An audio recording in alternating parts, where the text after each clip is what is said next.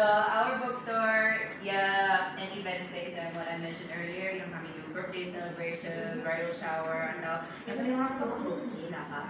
So, sumbang ke tanya? Mana aku sumbang lagi. Kita kalau with us, I try to make it very different daripada orang lain lah. Because di Brunei ni ada kan buku yang do event space. Ada. Pasal aku gila sikit, aku suka mencari. Aku suka unik pak. Yes, unik. Aku mau unik, tapi padahal aku gila sikit. So we do events macam movie nights, karaoke, atau kalau kamu nemu any of that, boleh kamu booking je untuk have your own private space lah. So kan kalau kita ni orang Brunei ni suka memanggil kawan-kawan apa, tapi kami nemu di rumah. So kalau kami di rumah, aku je mencuci, aku je tukang masak, aku je ni. Kalau aku booking the whole place untuk aku saja ni. And then makanan aku dapat ingau kena sediakan. So ada dalam fikiran ko lah. So I know the problem and I know the solution. So I provided that with my bookstore and bistro. Then I'll give an example about my business job, how we did in terms of digital transformation.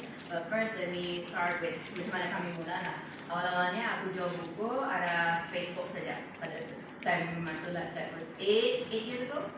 Jual buku ada Facebook, and then lepas itu move to Instagram. Lepas Instagram kita ke ada website sama ada tempat kedai kami sendiri lah. So dulu time COVID 2019 tapi aku masih kerja. So 2021 lah aku kena buang kerja pasal COVID pa. So daripada aku kadang-kadang itu mencari kerja, aku saja buat bisnes tu sendiri. So bertahun-tahun sedangkan aku save up duit ko, and then eventually aku rent out a shop, office space di Higher Hotel dulu lah.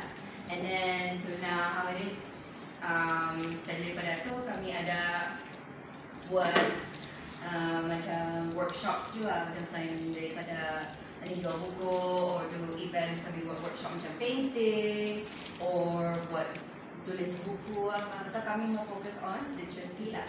Dan ada je yang pandai crochet ke apa yang Malaysia kalau crochet? Sulaman. Menganyam is yang pakai jarum tu kan? I think that's menganyam. Sulaman is Katok. Sulaman. Sungkit. kalau yang buat pakai ketupat atau apa? Menganyam. So crochet is menganyam. Bukan. Menyulam. Song.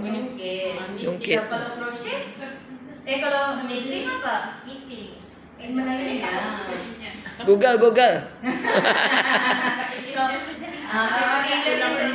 Jadi kita ni faham lah. So kami ada do classes macam tu lah. Tapi kami ada problemnya je kalau ada teknologi ni. Kan ada bank transfer. Kan bank transfer ni orang pandai Sanong Germany orang transfer. So ada viral cara Facebook last time yang the reference number orang tukar. And then amount pun orang tukar apa. So ada pun kami mesti awas-awasi lah. So bukan kena tipu apa. Ada lagi yang viral dulu yang bank kan yang mencuri duit kami. Itu tadi ni apa?